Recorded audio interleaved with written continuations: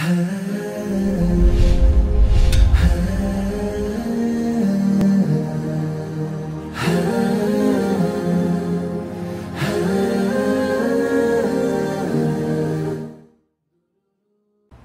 ar-Rahman ar-Rahim.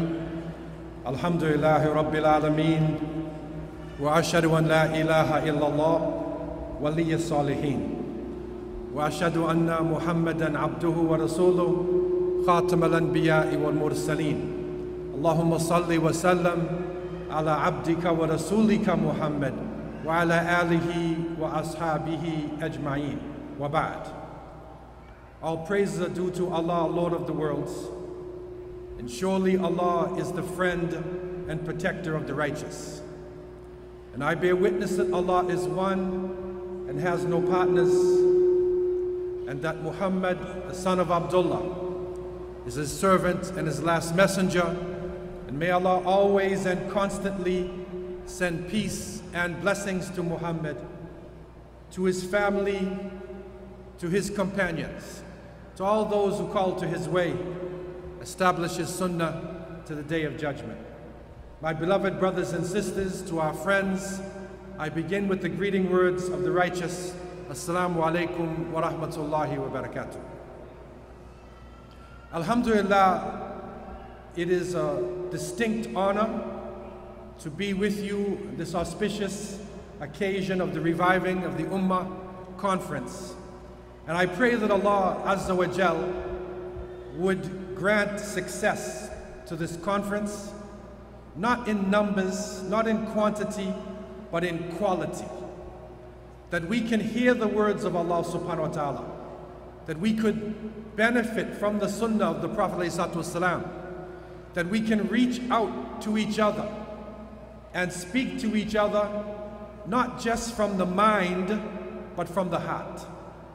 Because it is crucial now, not only for our nation, the Ummah of Muhammad ﷺ, but it is crucial for the whole of humanity. And I want to begin this conference by delivering to you a critical message from far in the north, from the summit station. This is the highest level on the top of the planet, Greenland. It is the highest point where human beings are recording temperature and are following the changes in the planet. Last year, in the summer, a warning signal came from the summit station. And this signal is becoming louder and louder as time goes by. What they have found far in the north is that the temperatures they have recorded have broke all records of the past. The temperature has reached a point where the ice on the top of the planet is melting, and there are huge chunks of ice, glaciers, which are breaking off in the north, twice the size of the island of Manhattan. What this means is that there is no doubt now that we, as a human race, that the people on this planet, we are going into a series of crises which have never been experienced by people since the beginning of time. Right now, along with the many political problems that people are facing, we are experiencing earthquakes, floods, forest fires, droughts like never experienced before. Right now in Pakistan, another flood has struck. 1 million people are displaced. In China, millions are being displaced. Right now, in California, in the southwest of America, forest fires are burning. And so behind what is happening in the media, in the political sphere, the earth right now is going through a tremendous change. And if people do not change the way we use technology and the way we are burning fossil fuels, then we are bringing on a rapid destruction of our environment. Right here in Port of Spain and in many coastal towns, cities, there is a danger, there is a major threat. It is that our cities, in many cases, are built below sea level.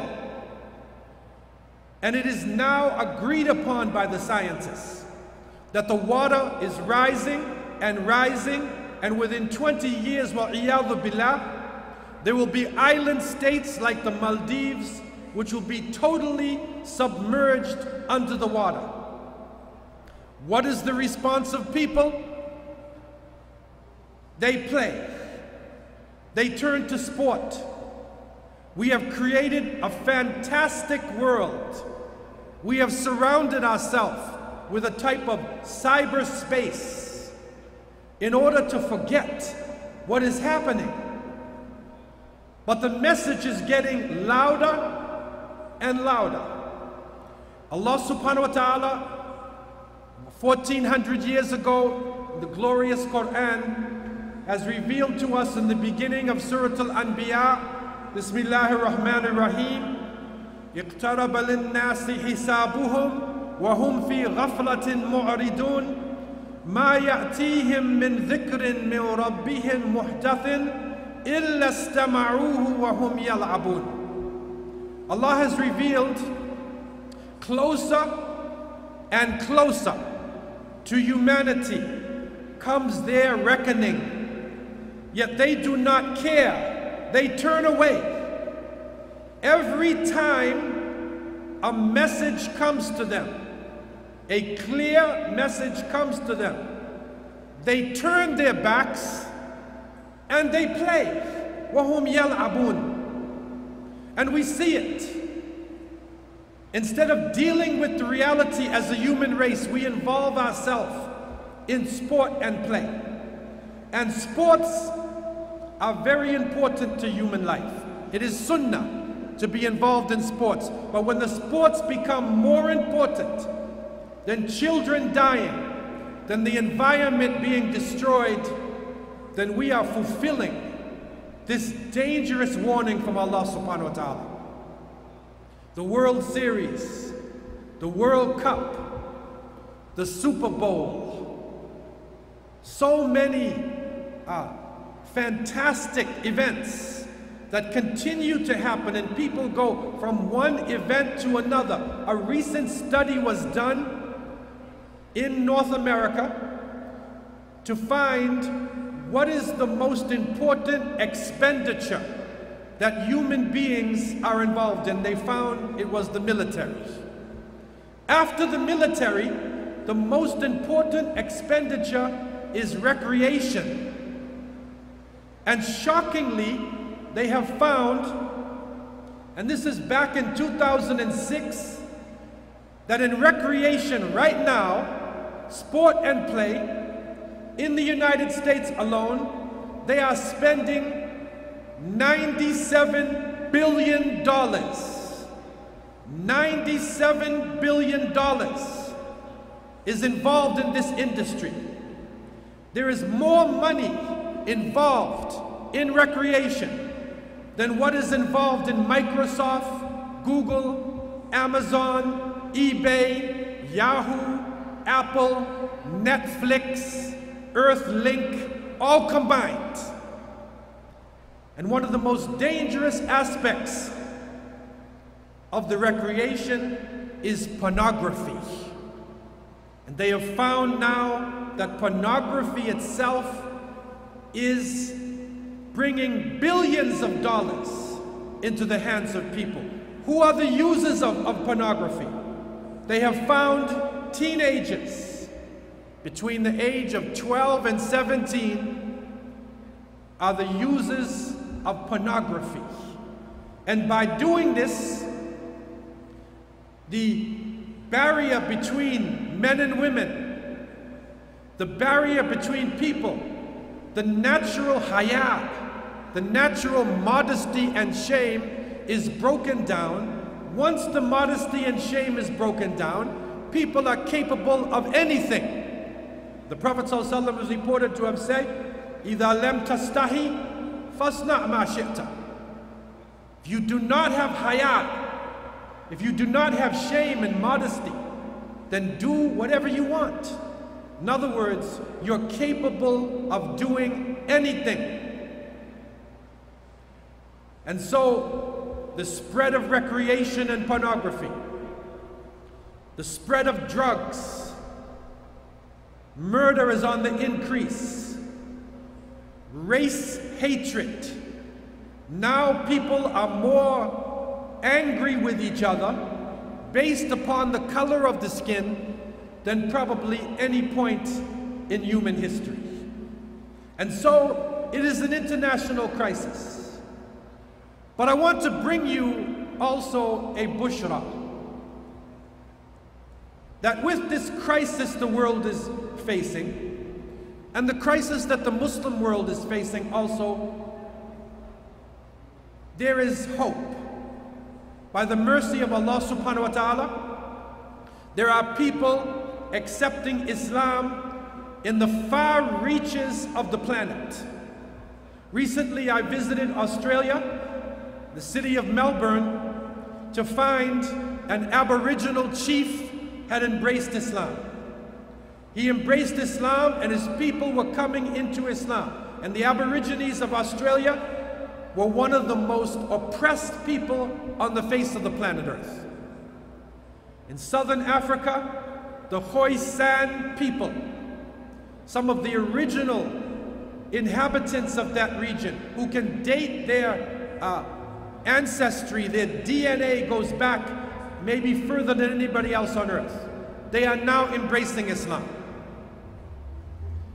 In Europe, in the home of the Crusaders, people are embracing Islam.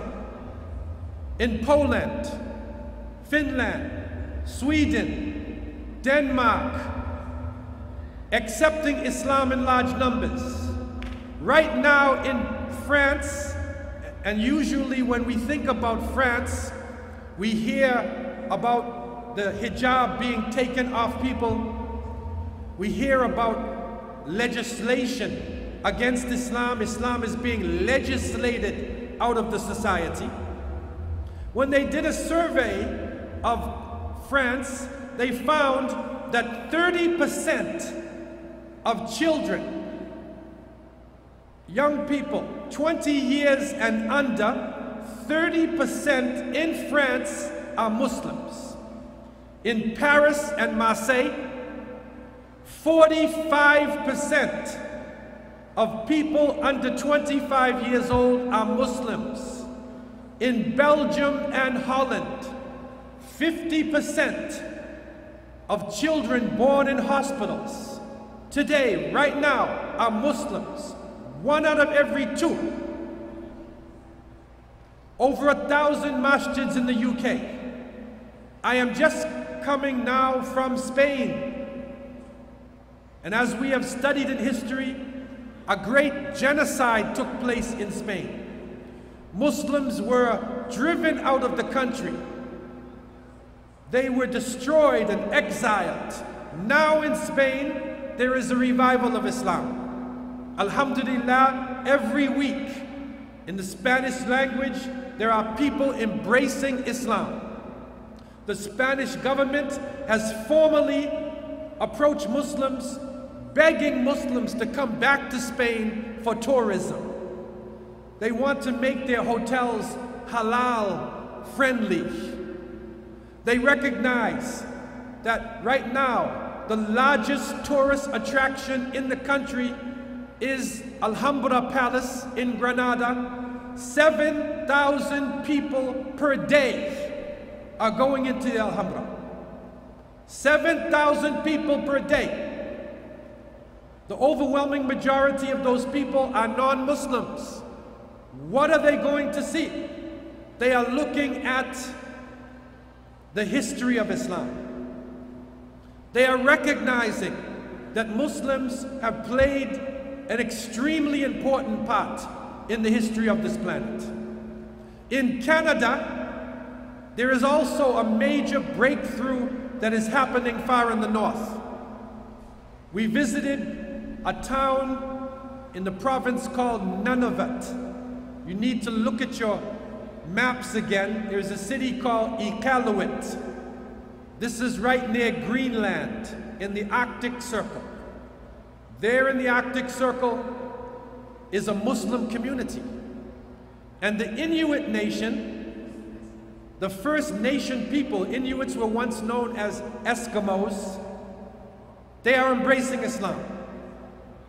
One of the brothers, may Allah help him and guide him, has made the intention to translate the meaning of the Quran into his language, which is called Inuktitut.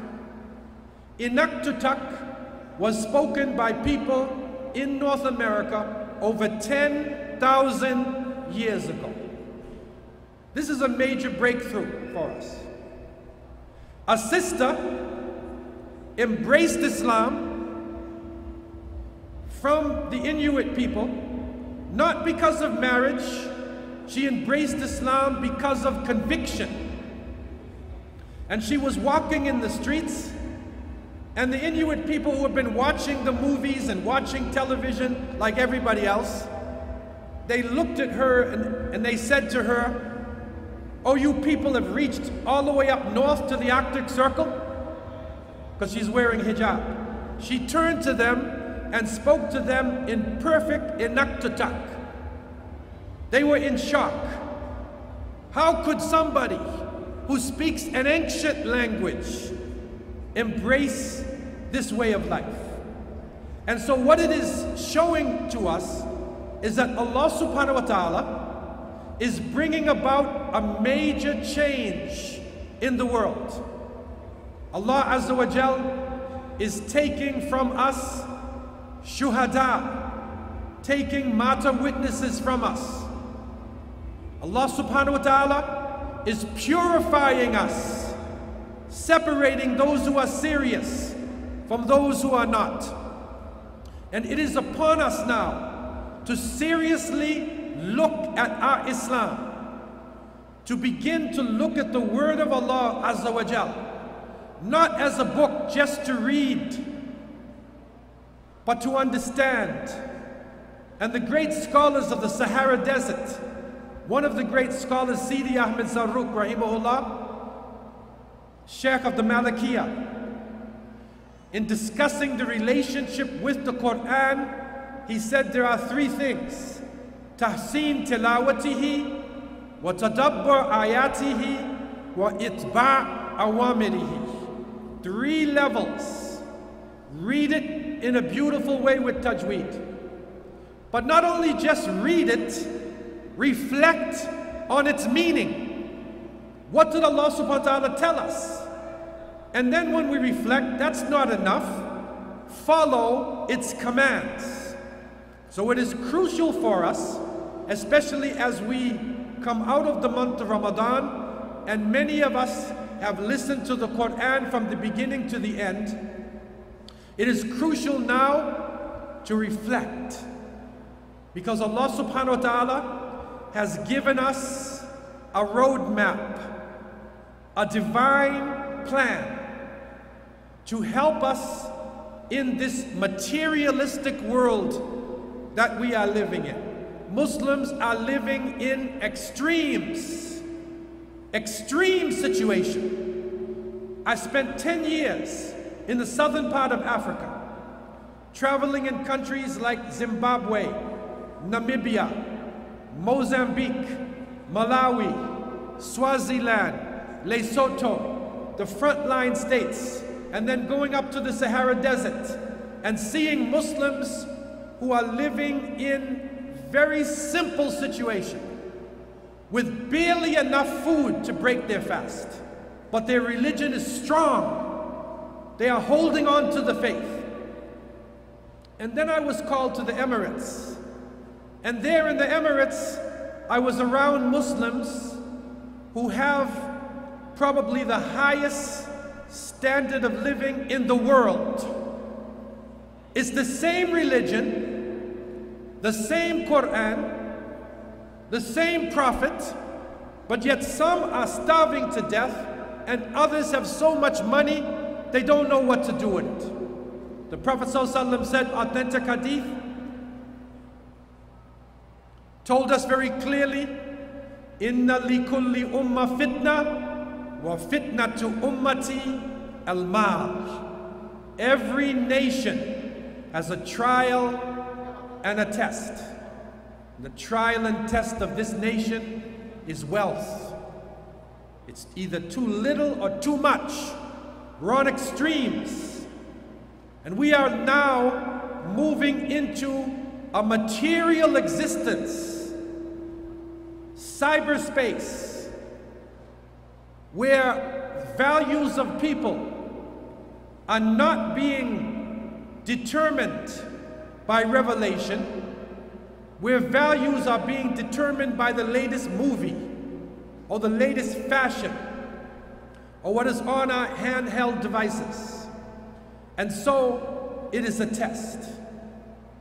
And Allah subhanahu wa ta'ala has given us the guidance. The question is, how can we survive? How can we survive? How can our children survive? In Trinidad and Tobago, in the Caribbean region, which I love so much, it is a major test, especially in the carnival season, when the carnival comes, when the people are dancing, when they're drinking alcohol, the drugs that are pouring into our societies, crime, which is on the rise, people being judged not by their character, but being judged by their cell phone, or their shoes, or the car that they are driving. Allah subhanahu wa ta'ala has given us a divine formula. And I want to look at one small section from the Quran to reflect upon how much wisdom is in this book and how relevant the book is to our lives today.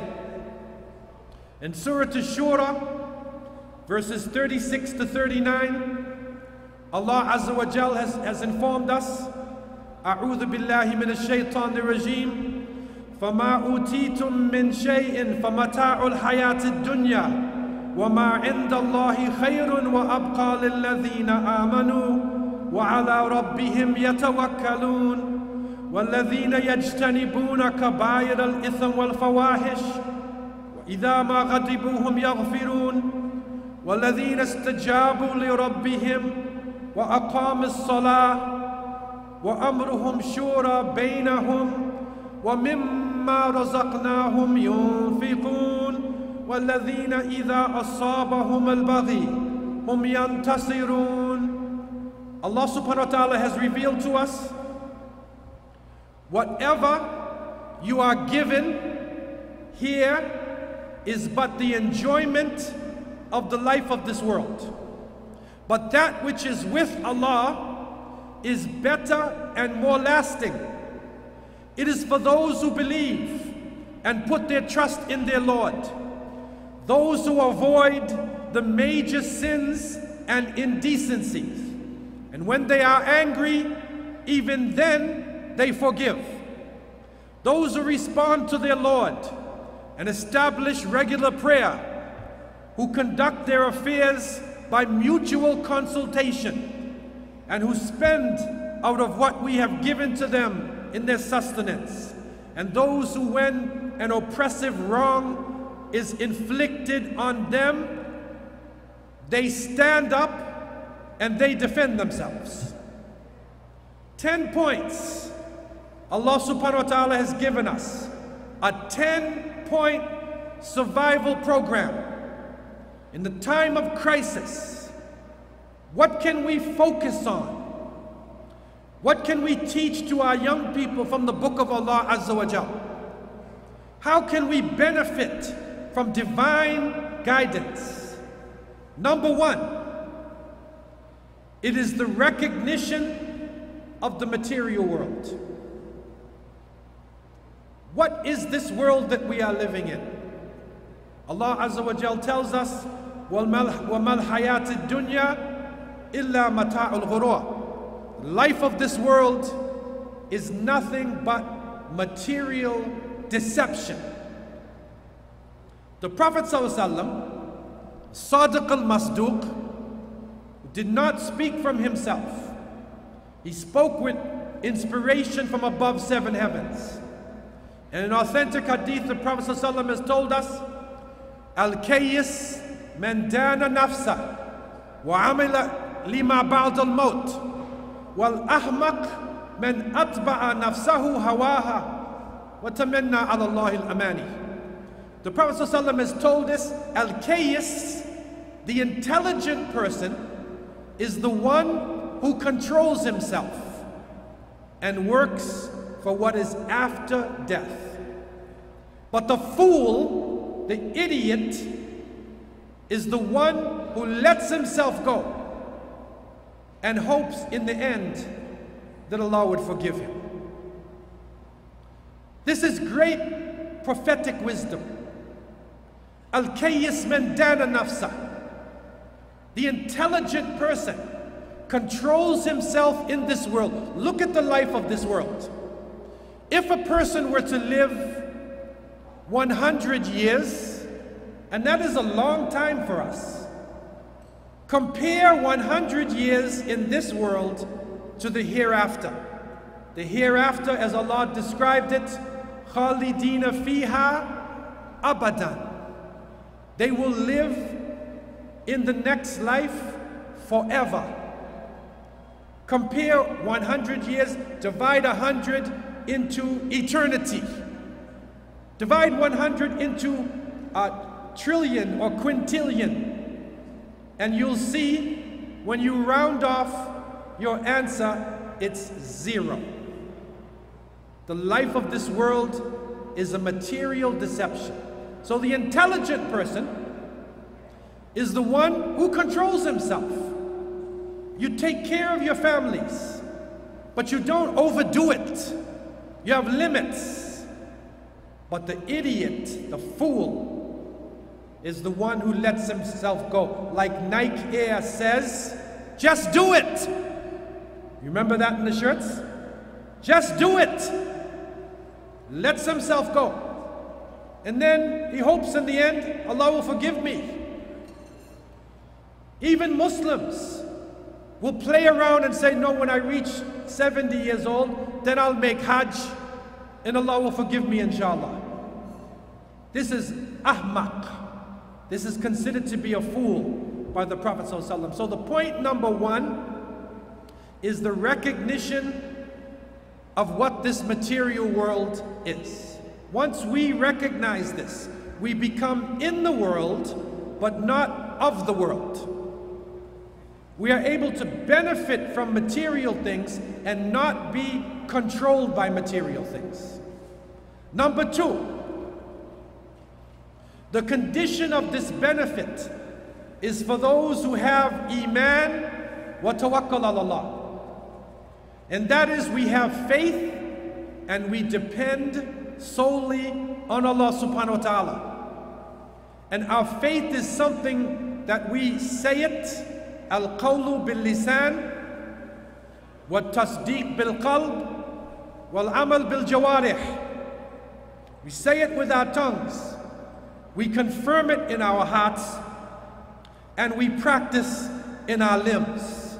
And so our iman needs to show itself. And the Prophet ﷺ said, none of you will truly believe till he wants for his brother what he wants for himself. So how do we feel when we see people around us who are not doing as well as we are? The true iman would want us to give of ourselves, to give of our time. Number three, Ijtinab al-kaba'ir, that we stay away from major sins. This is a survival program. You know, if you join the martial arts, your teacher will tell you, if you want to be an expert, you need to change your lifestyle. You need to get up in the morning, you need to exercise, you need to learn to focus. Allah subhanahu wa ta'ala is telling us, we want to survive in this world as a Muslim and go on to the next life. It's a survival program. Ijtinab al-kaba'ir, the major sins. The Prophet ﷺ has told us in one authentic hadith, Ijtanibu as-sab'a al-mubiqat. And they asked him, what are these 7 major sins? The Prophet said, stay away from 7 major deadly sins.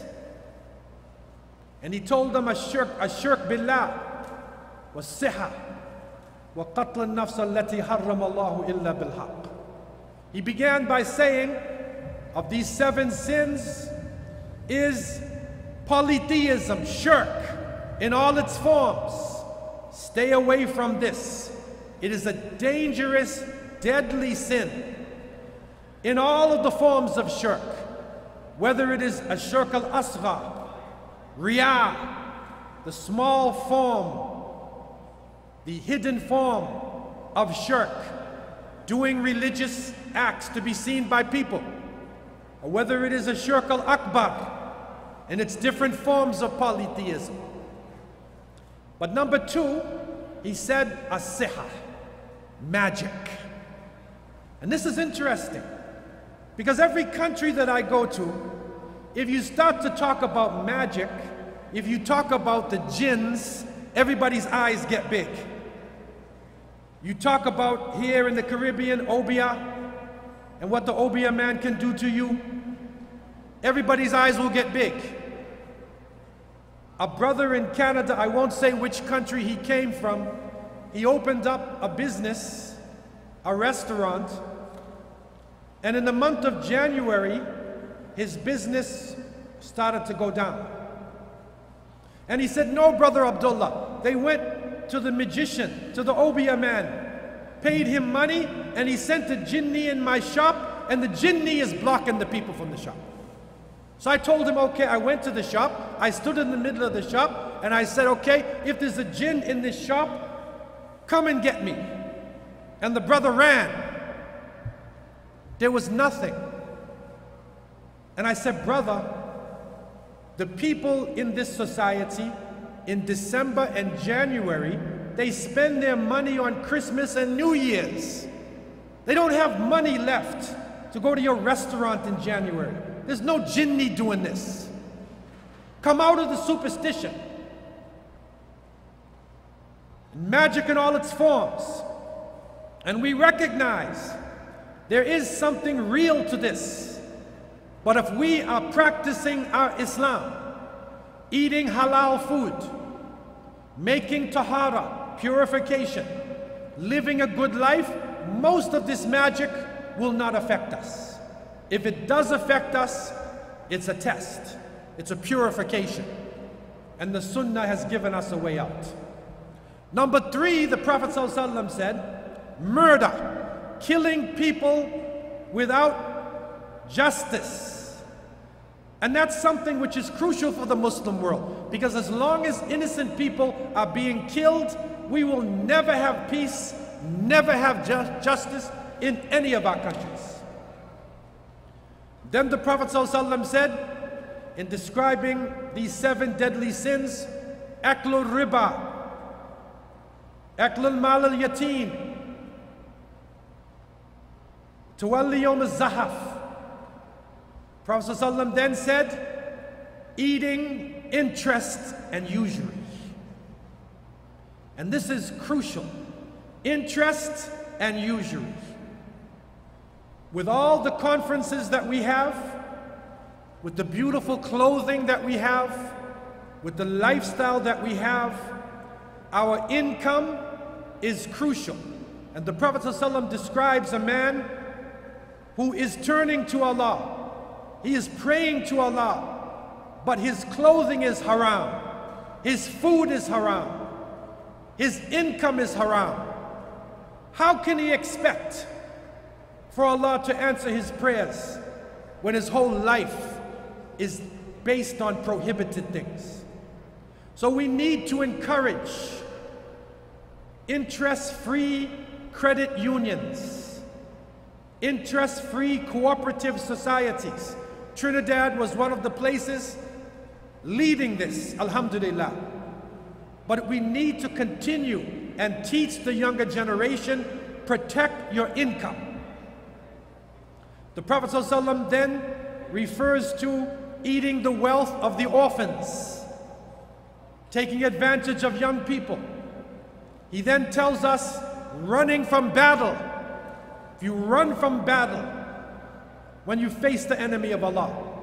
And finally, of the 7 sins, the Prophet ﷺ tells us that when people are spreading scandalization on protected Muslim women is one of the worst possible things you can do. So point number 3 of the survival program, Ijtinab al-Kaba'ir.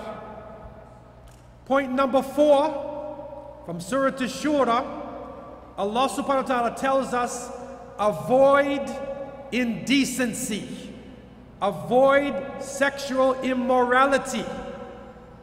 We have to teach our young people that it's not weakness when you see something which is haram on the television, on the internet, in your handheld device. If you see something, turn it off. It is a strong person who can lower the gaze. It is a weak person who can't control himself. And as the Prophet ﷺ said, إِذَا لَمْ تَسْتَحِي فَاصْنَعْ مَا شِئْتَ. If you don't have haya, if you don't control yourself, your morality, your gaze, you are capable of anything. So the shaitan, wa'iyadhu billah, and his forces attack the society through immorality. And now we see it in front of us, below us, on the side of us, around us. But Allah Azza wa Jal has given us a training program. Lower your gaze, protect yourself. Remember the creator of the heavens and the earth. Point number 5 of the survival program. When they are angry, when they are provoked, even then they forgive. They forgive in anger. And this is such an important thing. One of the biggest problems in the Muslim world right now. The enemies of Allah subhanahu wa ta'ala want Muslims to fight. They will send a third party who will blow up the mosque, kill individuals, say something about one group. That group will become so angry, they will start fighting the other group. They will continue to fight each other until they have no more strength. On a local level, we have conflicts, we have differences of opinion, and we can't resolve the problem. In Toronto, where many of your relatives are living, back in the 70s and 80s, we had 2 masjids, the whole city. Everybody was together in the same masjid. And then the city started to expand, and people could not resolve conflict. They could not resolve conflict, and so 2 becomes 4, becomes 8, 16. It's like little amoeba. It keeps expanding and expanding. Now in Toronto, there's over 120 places where you can pray. Many times it begins with conflict resolution. You should not be angry with another Muslim over 3 days. One brother gets angry and he said, there's nothing left between me and him except janazah. Another one said he's not even going to go to the janazah. Wal-iyadhu billah. Allah tells us, when you are angry, when your emotions are boiling up, husband and wife, parents and children, leadership, imam and followers, followers and executive committee, when you're angry, forgive. At that point, forgive. This is the true sunnah of the Prophet ﷺ. And his companions, when they came back to Mecca, they had to embrace people who had tortured them, killed them, exiled them, insulted and rebuked them. But they accepted them, they forgave them, and they became the greatest people on the face of the planet Earth. Number 6 of the survival program, al-istijaba lillah, respond to Allah. This is kalima jamia. This is an all-inclusive concept. It's like the baby, when the baby responds to the mother. When we hear something from the book of Allah, from the sunnah of the Prophet ﷺ, we need to respond. Respond to Allah. Make an effort immediately. This istijaba lillah is such an important quality. It's like an innocence when we come to the Quran and the Sunnah. It's an innocence when we deal with other Muslims. If somebody comes to you with knowledge who's not in your school of thought, not in your racial group, a young person comes to correct you, we need to accept the correction, respond to Allah. Don't judge the message by the messenger. For the young people might give you wisdom that you couldn't get from the elders. So al-istijaba lillah, and to see that whatever we are getting is directly from Allah subhanahu wa ta'ala. The final and following this, number 7 from this program of survival, establish regular prayers. And this does not mean just make salat on special occasions, but put salah into our lives. Teach the young people how to pray outside, how to pray in the mall, how to pray on the job.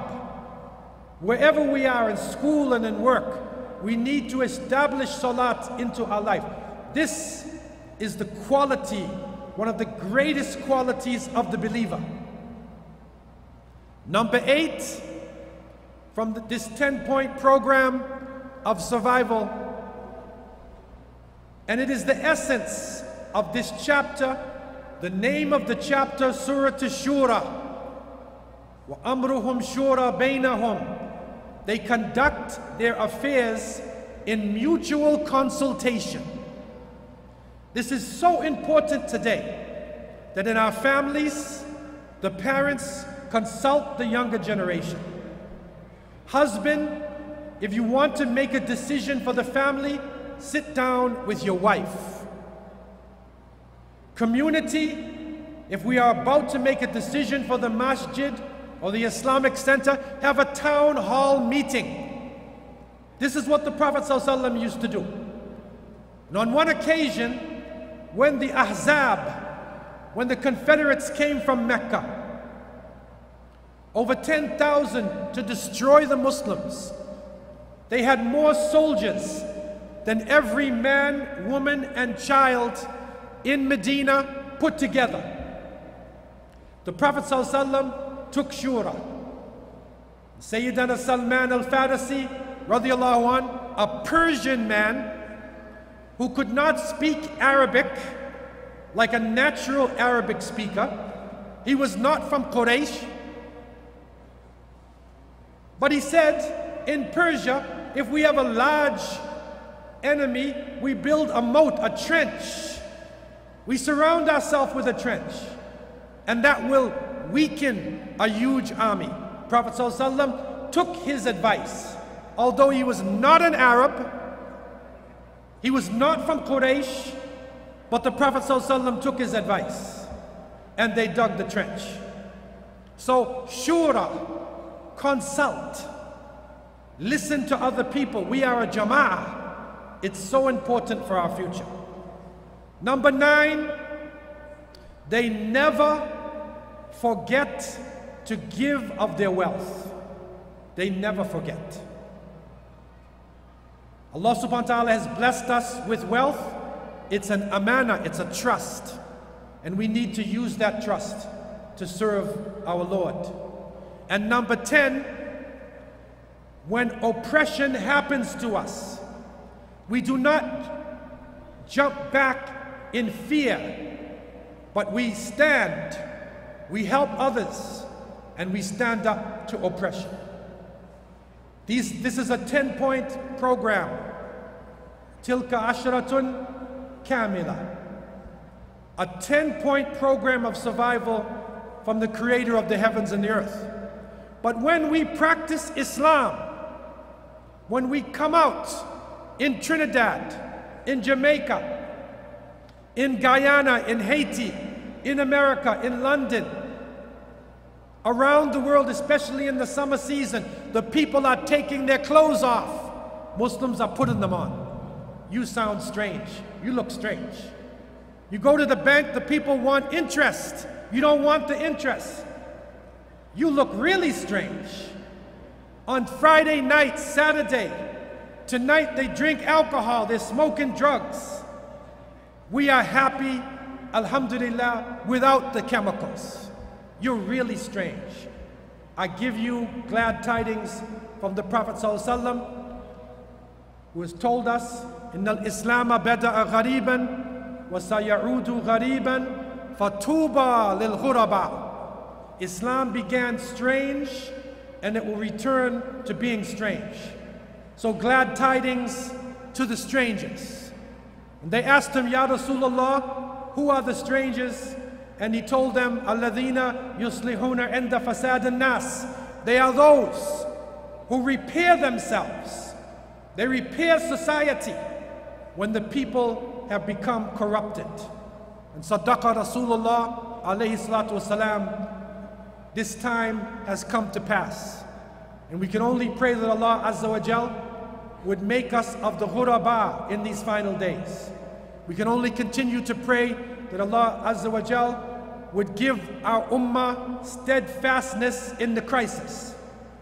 May Allah plant the feet firmly of those who are standing for Islam in Egypt, in Palestine, in Afghanistan, in Mali, in Somalia, in Burma, in Bosnia, all around the world. May Allah plant the Muslims' feet firmly on the earth and give us the strength to stand, to live and to die for this faith. That our last words would be kalima la ilaha illallah Muhammadur Rasulullah sallallahu alayhi wa sallam. Aqulu qawli hadha wa astaghfirullah li wa lakum. I leave you with these words and I ask Allah to have mercy on me and you. Wassalamu alaikum wa rahmatullahi wa barakatuh.